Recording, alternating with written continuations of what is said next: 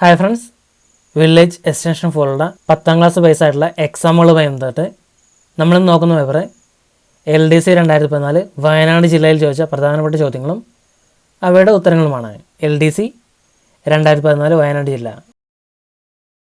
ഇന്നത്തെ വീഡിയോയിലെ ആദ്യത്തെ ക്വസ്റ്റ്യൻ, ബോറ ഗുഹ ഏത് സംസ്ഥാനത്തിലാണ്? ആന്ധ്രാപ്രദേശ്. ബോറ ഗുഹകൾ ആന്ധ്രാപ്രദേശിലാണ്. ആന്ധ്രാപ്രദേശിൻ്റെ ആദ്യത്തെ തലസ്ഥാനം കർണാലായിരുന്നു ആന്ധ്രാപ്രദേശിൻ്റെ ആദ്യത്തെ തലസ്ഥാനം. രംഗംതിട്ടു പക്ഷി സങ്കേതം, നാഗർഹോള നാഷണൽ പാർക്ക്, ബന്ദിപ്പൂർ വന്യമൃഗ സംരക്ഷണ കേന്ദ്രം എന്നിവ കർണാടകയിലാണ്. രംഗംതിട്ടു പക്ഷി സങ്കേതം, നാഗർഹോള നാഷണൽ പാർക്ക്, ബന്ദിപ്പൂർ വന്യമൃഗ സംരക്ഷണ കേന്ദ്രം എന്നിവ കർണാടകയിലാണ്. ഇന്ത്യയുടെ ഹൃദയം കടുവ സംസ്ഥാനം എന്നൊക്കെ അറിയപ്പെടുന്നത് മധ്യപ്രദേശാണ്. മധ്യപ്രദേശാണ് ഇന്ത്യയുടെ ഹൃദയം കടുവ സംസ്ഥാനം എന്നൊക്കെ അറിയപ്പെടുന്നത്. ഇന്ത്യയുടെ വ്യാവസായിക തലസ്ഥാനവും ഇന്ത്യയുടെ സാമ്പത്തിക തലസ്ഥാനവും മുംബൈയാണ്. ഇത് മഹാരാഷ്ട്രയിലാണ്. ഇന്ത്യയുടെ സാമ്പത്തിക തലസ്ഥാനവും ഇന്ത്യയുടെ വ്യാവസായിക തലസ്ഥാനവും മുംബൈയാണ്. ഇത് മഹാരാഷ്ട്രയിലാണ്. ഏറ്റവും കൂടുതൽ വന്യജീവി സങ്കേതങ്ങളുള്ള സംസ്ഥാനവും മഹാരാഷ്ട്രയാണ്. ഏറ്റവും കൂടുതൽ വന്യജീവി സങ്കേതങ്ങളുള്ള സംസ്ഥാനം. ഏറ്റവും കൂടുതൽ ആനകളുള്ള സംസ്ഥാനം കർണാടകയാണ്. ഏറ്റവും കൂടുതൽ ആനകളുള്ള സംസ്ഥാനം. ഇന്ത്യയിലെ ഏറ്റവും വലിയ വെള്ളച്ചാട്ടമായ ജോഗ് വെള്ളച്ചാട്ടം സ്ഥിതി ചെയ്യുന്നത് കർണാടകയിലാണ്. പൂർവ്വതീര റെയിൽവേയുടെ ആസ്ഥാനം ഭുവനേശ്വർ. ഭുവനേശ്വറാണ് പൂർവ്വതീര റെയിൽവേയുടെ ആസ്ഥാനം. ഇന്ത്യയിലെ ഏറ്റവും വലിയ പൊതുമേഖലാ സ്ഥാപനമാണ് ഇന്ത്യൻ റെയിൽവേ. ഇന്ത്യയിലെ ഏറ്റവും വലിയ പൊതുമേഖലാ സ്ഥാപനം. ഇന്ത്യയിലെ ആദ്യത്തെ തീവണ്ടി ഓടിയത് 1853 ഏപ്രിൽ 16 മുംബൈ മുതൽ താന വരെയാണ്. 1853 ഏപ്രിൽ 16 മുംബൈ മുതൽ താന വരെ. ദക്ഷിണ പൂർവ്വ റെയിൽവേയുടെ ആസ്ഥാനം കൊൽക്കത്തയാണ്. ദക്ഷിണ പൂർവ്വ റെയിൽവേയുടെ ആസ്ഥാനം കൊൽക്കത്തയാണ്. വടക്ക് പടിഞ്ഞാറൻ മധ്യ റെയിൽവേയുടെ ആസ്ഥാനം ബിലാസ്പൂറാണ്. ബിലാസ്പൂറാണ് വടക്ക് പടിഞ്ഞാറൻ മധ്യ റെയിൽവേയുടെ ആസ്ഥാനം. വടക്ക് കിഴക്കൻ ഫ്രോണ്ടിയർ റെയിൽവേയുടെ ആസ്ഥാനം മാലിഗാവാണ്. ആസാമിലെ മാലിഗാവാണ് വടക്ക് കിഴക്കൻ ഫ്രോണ്ടിയർ റെയിൽവേയുടെ ആസ്ഥാനം. ദേശീയ മനുഷ്യാവകാശ കമ്മീഷൻ നിലവിൽ വന്ന വർഷം 1993. 1993 ദേശീയ മനുഷ്യാവകാശ കമ്മീഷൻ നിലവിൽ വന്നത്. ദേശീയ മനുഷ്യാവകാശ കമ്മീഷനെ നിയമിക്കുന്നത് രാഷ്ട്രപതിയാണ്. ദേശീയ മനുഷ്യാവകാശ കമ്മീഷനെ നിയമിക്കുന്ന രാഷ്ട്രപതിയും സംസ്ഥാന മനുഷ്യാവകാശ കമ്മീഷനെ നിയമിക്കുന്നത് ഗവർണറുമാണ്. ദേശീയ മനുഷ്യാവകാശ കമ്മീഷൻ്റെ ആദ്യത്തെ അധ്യക്ഷൻ ജസ്റ്റിസ് രംഗനാഥ മിശ്രയും ഇപ്പോഴത്തെ അധ്യക്ഷൻ ജസ്റ്റിസ് HL ദത്തുവുമാണ്. ദേശീയ മനുഷ്യാവകാശ കമ്മീഷൻ്റെ ആദ്യത്തെ അധ്യക്ഷൻ ജസ്റ്റിസ് രംഗനാഥ മിശ്രയും ഇപ്പോഴത്തേത് ജസ്റ്റിസ് HL ദത്തുവുമാണ്. മനുഷ്യാവകാശ കമ്മീഷൻ അംഗങ്ങളുടെ കാലാവധി 5 വർഷമോ 70 വയസ്സോ ഏതാണ് ആദ്യം വരുന്നത് അതാണ്. 5 വർഷം അല്ലെങ്കിൽ 70 വയസ്സ്, ഇതിലേതാണോ ആദ്യം വരുന്നത് അതാണ്. സംസ്ഥാന മനുഷ്യാവകാശ കമ്മീഷൻ നിലവിൽ വന്നത് 1998. 1998 സംസ്ഥാന മനുഷ്യാവകാശ കമ്മീഷൻ നിലവിൽ വന്നത്. മനുഷ്യാവകാശ ദിനം ഡിസംബർ 10. ഡിസംബർ 10 മനുഷ്യാവകാശ ദിനമായി ആചരിക്കുന്നു. ബൈറാങ്കാനുമായി ബന്ധമുള്ള മുഗൾ ഭരണാധികാരി അക്ബർ. അക്ബറാണ് ബൈറാങ്കാനുമായി ബന്ധമുള്ള മുഗൾ ഭരണാധികാരി. മാൻസബ്ദാരി സമ്പ്രദായം നടപ്പിൽ വരുത്തിയത് അക്ബറാണ്. മാൻസബ്ദാരി സമ്പ്രദായം നടപ്പിൽ വരുത്തിയത് അക്ബറാണ്. ജസിയ നിർത്തലാക്കിയ ഭരണാധികാരി അക്ബറാണ്. നിരക്ഷരനായ മുഗൾ ചക്രവർത്തിയും അക്ബറാണ്. സാഹസികനായ മുഗൾ ചക്രവർത്തി എന്നറിയപ്പെടുന്നത് ബാബറാണ്. സാഹസികനായ മുഗൾ ചക്രവർത്തി എന്നറിയപ്പെടുന്നത് ബാബറാണ്. ആത്മകഥ രചിച്ച മുഗൾ ഭരണാധികാരികൾ ബാബറും ജഹാംഗീറുമാണ്. ബാബറും ജഹാംഗീറുമാണ് ആത്മകഥ രചിച്ച മുഗൾ ഭരണാധികാരികൾ. മുഗളന്മാരുടെ സുവർണ കാലഘട്ടം എന്നറിയപ്പെടുന്നത് ഷാജഹാൻ്റെ കാലഘട്ടമാണ്. മുഗളന്മാരുടെ സുവർണ കാലഘട്ടം എന്നറിയപ്പെടുന്നത് ഷാജഹാൻ്റെ കാലഘട്ടമാണ്. നിർമ്മിതികളുടെ രാജകുമാരൻ, ശില്പികളുടെ രാജാവ് എന്നീ പേരുകൾ അറിയപ്പെടുന്ന മുഗൾ രാജാവ് ഷാജഹാനാണ്. നിർമ്മിതികളുടെ രാജകുമാരൻ, ശില്പികളുടെ രാജാവ് എന്നീ പേരുകളിൽ അറിയപ്പെടുന്ന മുഗൾ ചക്രവർത്തി ഷാജഹാനാണ്. മുഗൾ സാമ്രാജ്യത്തിലെ അവസാനത്തെ മഹാനായ ചക്രവർത്തിയാണ് ഔറംഗസീബ്. മുഗൾ സാമ്രാജ്യത്തിലെ അവസാനത്തെ മഹാനായ ചക്രവർത്തിയാണ് ഔറംഗസീബ്. ജീവിക്കുന്ന സന്യാസി എന്നറിയപ്പെടുന്ന ഔറംഗസീബാണ്. ജീവിക്കുന്ന സന്യാസി. ചൊവ്വ ഗ്രഹത്തെ ചുറ്റിയ ആദ്യത്തെ ബഹിരാകാശ വാഹനം മാരിനർ 4. മാരിനർ 4 ആണ് ചൊവ്വ ഗ്രഹത്തെ ചുറ്റിയ ആദ്യത്തെ ബഹിരാകാശ വാഹനം. തുരുമ്പിച്ച ഗ്രഹം, ചുവന്ന ഗ്രഹം എന്നൊക്കെ അറിയപ്പെടുന്നത് ചൊവ്വയാണ്. തുരുമ്പിച്ച ഗ്രഹം, ചുവന്ന ഗ്രഹം എന്നൊക്കെ അറിയപ്പെടുന്ന ചൊവ്വയാണ്. ഇരുമ്പിൻ്റെ സാന്നിധ്യമാണ് ചൊവ്വയ്ക്ക് ചുവപ്പ് നിറം നൽകുന്നത്. ഇരുമ്പിൻ്റെ സാന്നിധ്യം. ചൊവ്വയുടെ ചിത്രങ്ങളെടുത്ത ആദ്യത്തെ ബഹിരാകാശ വാഹനമാണ് മാരിനർ 4. ചൊവ്വയുടെ ചിത്രമെടുത്ത ആദ്യത്തെ ബഹിരാകാശ വാഹനം.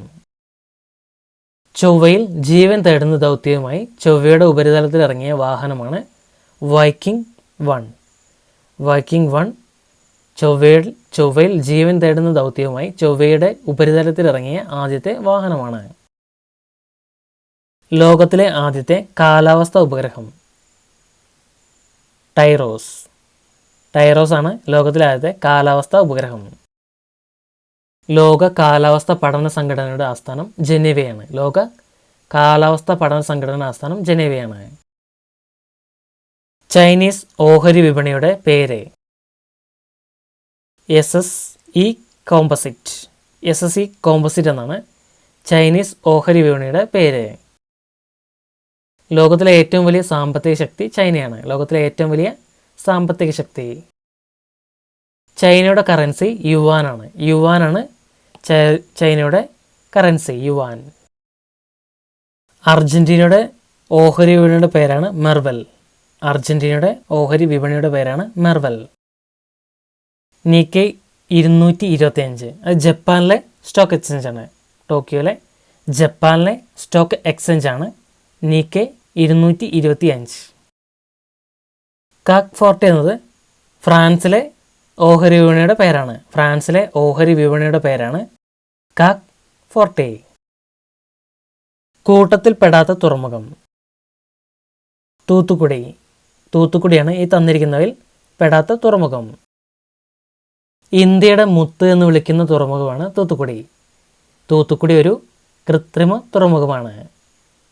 ഇന്ത്യയുടെ മുത്ത് എന്ന് വിളിക്കുന്ന തുറമുഖവും തൂത്തുക്കുടി ഒരു കൃത്രിമ തുറമുഖവുമാണ്. കർണാടകയിലെ ഏക മേജർ തുറമുഖമാണ് മംഗലാപുരം. കർണാടകയിലെ ഏക മേജർ തുറമുഖം മംഗലാപുരമാണ്. കേരളത്തിലെ ഒരു പ്രകൃതിദത്ത തുറമുഖമാണ് കൊച്ചി. കേരളത്തിലെ ഒരു പ്രകൃതിദത്ത തുറമുഖമാണ് കൊച്ചി. ഇന്ത്യയിലെ ഏറ്റവും വലിയ തടാക തുറമുഖവും കൊച്ചിയാണ്. ഇന്ത്യയിലെ ഏറ്റവും വലിയ വേലിയേറ്റ തുറമുഖമാണ് കാൺല. ഇന്ത്യയിലെ ഏറ്റവും വലിയ വേലിയേറ്റ തുറമുഖം കാൺലയാണ്. ഇന്ത്യയിലെ ആദ്യത്തെ സ്വതന്ത്ര തുറമുഖവും കാൺലയാണ്. ഇന്ത്യയിലെ പരിസ്ഥിതി പ്രസ്ഥാനങ്ങളുടെ മാതാവ് ചിപ്കോ. ചിപ്കോ പ്രസ്ഥാനമാണ് ഇന്ത്യയിലെ പരിസ്ഥിതി പ്രസ്ഥാനങ്ങളുടെ മാതാവ്. വനസംരക്ഷണവുമായി ബന്ധപ്പെട്ടാണ് ചിപ്കോ പ്രസ്ഥാനം. വനസംരക്ഷണവുമായി ബന്ധപ്പെട്ടാണ് ചിപ്കോ പ്രസ്ഥാനം. ചിപ്കോ പ്രസ്ഥാനത്തിൻ്റെ ശ്രദ്ധേയനായ നേതാവ് സുന്ദർലാൽ ബഹുഗുണയാണ്. സുന്ദർലാൽ ബഹുഗുണയാണ് ചിപ്കോ പ്രസ്ഥാനത്തിൻ്റെ ശ്രദ്ധേയനായ നേതാവ്. നർമ്മദ സരോവർ പദ്ധതിക്കെതിരെ മേധ പട്കറുടെ നേതൃത്വത്തിൽ രൂപം കൊണ്ട സംഘടനയാണ് നർമ്മദ ബച്ചാവോ ആന്തോളൻ. നർമ്മദ ബച്ചാവോ ആന്തോളൻ നർമ്മദ സരോവർ പദ്ധതിക്കെതിരെ മേധ പട്കറുടെ നേതൃത്വത്തിൽ രൂപം കൊണ്ട സംഘടനയാണ്. അടുത്ത ക്വസ്റ്റ്യൻ, സാർക്കിൻ്റെ സ്ഥിരം സെക്രട്ടേറിയറ്റ് സ്ഥിതി ചെയ്യുന്നത് കാഠ്മണ്ഡു. കാഠ്മണ്ഡുവിലാണ് സാർക്കിൻ്റെ സ്ഥിരം സെക്രട്ടേറിയറ്റ് സ്ഥിതി ചെയ്യുന്നത്. സാർക്ക് നിലവിൽ വന്നത് 1985 ഡിസംബർ 8-നാണ്. 1985 ഡിസംബർ 8-നാണ് സാർക്ക് നിലവിൽ വന്നത്. സാർക്ക് എന്ന ആശയം ആദ്യമായി കൊണ്ടുവന്ന് സിയ ഉൾ റഹ്മാനാണ്. സിയ ഉൾ റഹ്മാനാണ് സാർക്ക് എന്ന ആശയം ആദ്യമായി കൊണ്ടുവന്നത്. സാർക്കിലെ അംഗസംഖ്യ 8-ആണ്. ഇന്ത്യ, പാകിസ്ഥാൻ, ബംഗ്ലാദേശ്, നേപ്പാൾ, ഭൂട്ടാൻ, മാലദ്വീപ്, ശ്രീലങ്ക, അഫ്ഗാനിസ്ഥാൻ. ഇന്ത്യ, പാകിസ്ഥാൻ, ബംഗ്ലാദേശ്, നേപ്പാൾ, ഭൂട്ടാൻ, മാലദ്വീപ്, ശ്രീലങ്ക, അഫ്ഗാനിസ്ഥാൻ. നേപ്പാളിൻ്റെ തലസ്ഥാനമാണ് കാഠ്മണ്ഡു. നേപ്പാളിൻ്റെ തലസ്ഥാനമാണ് കാഠ്മണ്ഡു. സുപ്രീം കോടതി, ഹൈക്കോടതി എന്നിവയിലെ ജഡ്ജിമാരുടെ നിയമവ്യവസ്ഥകൾ പ്രതിപാദിക്കുന്ന ഭരണഘടനാ വ്യവസ്ഥ പ്രതിപാദിക്കുന്ന ഷെഡ്യൂൾ. രണ്ടാം ഷെഡ്യൂൾ. രണ്ടാം ഷെഡ്യൂളാണ് സുപ്രീം കോടതി, ഹൈക്കോടതി എന്നിവയിലെ ജഡ്ജിമാരുടെ നിയമവ്യവസ്ഥകൾ പ്രതിപാദിക്കുന്ന ഭരണഘടനാ വ്യവസ്ഥ പ്രതിപാദിക്കുന്ന ഷെഡ്യൂൾ. രണ്ടാം ഷെഡ്യൂളിൽ 5 ഭാഗങ്ങളുണ്ട്. രാഷ്ട്രപതി, ഉപരാഷ്ട്രപതി, ഗവർണർ, സുപ്രീം കോടതിയിലെയും ഹൈക്കോടതിയിലെയും ജഡ്ജിമാർ, CAG എന്നിവരെ സംബന്ധിച്ച വ്യവസ്ഥകളാണ് രണ്ടാം ഷെഡ്യൂളിൽ. രാഷ്ട്രപതി, ഉപരാഷ്ട്രപതി, ഗവർണർ, സുപ്രീം കോടതിയിലെയും ഹൈക്കോടതിയിലെയും ജഡ്ജിമാർ, CAG എന്നിവരെ സംബന്ധിച്ച വ്യവസ്ഥകളാണ് രണ്ടാം ഷെഡ്യൂളിൽ. അർഹതയില്ലാതെ പദവിയിലിരിക്കുന്ന ഉദ്യോഗസ്ഥനെതിരെ നൽകാവുന്ന റിട്ട്. ഇവയൊന്നുമല്ല. ഇത് തന്നിരിക്കുന്നതൊന്നുമല്ല. അർഹതയില്ലാതെ പദവിയിലിരിക്കുന്ന ഉദ്യോഗസ്ഥന് എതിരെ നൽകാവുന്ന റിട്ട്. കോ വാറന്റോ റിട്ടാണ് അർഹതയില്ലാതെ പദവിയിലിരിക്കുന്ന ഉദ്യോഗസ്ഥനെതിരെ നൽകാവുന്ന റിട്ട്. കോ വാറന്റോ റിട്ട്. ഭരണഘടന ഉറപ്പു നൽകിയിരിക്കുന്ന മൗലിക അവകാശങ്ങൾ സംരക്ഷിക്കാനുള്ള ഉപകരണമാണ് റിട്ടുകൾ. ഭരണഘടന ഉറപ്പു നൽകിയിരിക്കുന്ന മൗലിക അവകാശങ്ങൾ സംരക്ഷിക്കാനുള്ള ഉപകരണങ്ങളാണ് റിട്ടുകൾ. ആജ്ഞ, കൽപ്പന എന്നിങ്ങനെ അർത്ഥം വരുന്ന റിട്ടാണ് മാൻഡമസ്. ആജ്ഞ, കൽപ്പന എന്നിങ്ങനെ അർത്ഥം വരുന്ന റിട്ടാണ് മാൻഡമസ്. നിയമപ്രകാരം നിക്ഷിപ്തമായിരിക്കുന്ന കർത്തവ്യം നിറവേറ്റാൻ ഒരു വ്യക്തിയെയോ സ്ഥാപനത്തെയോ അനുശാസിച്ചുകൊണ്ട് ഹൈക്കോടതിയോ സുപ്രീം കോടതിയോ നൽകുന്ന കൽപ്പനയാണ് മാൻഡമസ്. നിയമപ്രകാരം നിക്ഷിപ്തമായിരിക്കുന്ന കർത്തവ്യം നിറവേറ്റാൻ ഒരു വ്യക്തിയെയോ സ്ഥാപനത്തെയോ അനുശാസിച്ചുകൊണ്ട് ഹൈക്കോടതിയോ സുപ്രീം കോടതിയോ നൽകുന്ന കൽപ്പനയാണ് മാൻഡമസ്. കീഴ്ക്കോടതികൾ അവയുടെ അധികാര സീമയ്ക്ക് പുറത്തുള്ള കാര്യങ്ങൾ ചെയ്യാൻ ഉദ്യമിക്കുമ്പോൾ അത് തടയാൻ മേൽക്കോടതികൾക്ക് അധികാരം നൽകുന്ന റിട്ടാണ് പ്രൊഹിബിഷൻ. പ്രൊഹിബിഷൻ റിട്ട് എന്നത് കീഴ്ക്കോടതികൾ അവയുടെ അധികാര സീമയ്ക്ക് പുറത്തുള്ള കാര്യങ്ങൾ ചെയ്യാൻ ഉദ്യമിക്കുമ്പോൾ അത് തടയാൻ മേൽക്കോടതികൾക്ക് അധികാരം നൽകുന്ന റിട്ടാണ്. പ്രൊഹിബിഷൻ എന്നത് ജുഡീഷ്യൽ സ്ഥാപനങ്ങൾക്ക് മാത്രമേ ബാധകമാകുന്നുള്ളൂ. നിയമവിരുദ്ധമായി ഒരു വ്യക്തിയെ തടവിൽ പാർപ്പിക്കുന്നത് തടയുക എന്ന ലക്ഷ്യത്തോടെയുള്ള റിട്ടാണ് ഹേബിയസ് കോർപ്പസ്. ഹേബിയസ് കോർപ്പസ് എന്നത് നിയമവിരുദ്ധമായി ഒരു വ്യക്തിയെ തടവിൽ പാർപ്പിക്കുന്നത് തടയുക എന്ന ലക്ഷ്യത്തോടെയുള്ള റിട്ടാണ്. നിങ്ങൾക്ക് ശരീരം ഏറ്റെടുക്കാം എന്നർത്ഥം വരുന്ന റിട്ടാണ് ഹേബിയസ് കോർപ്പസ്.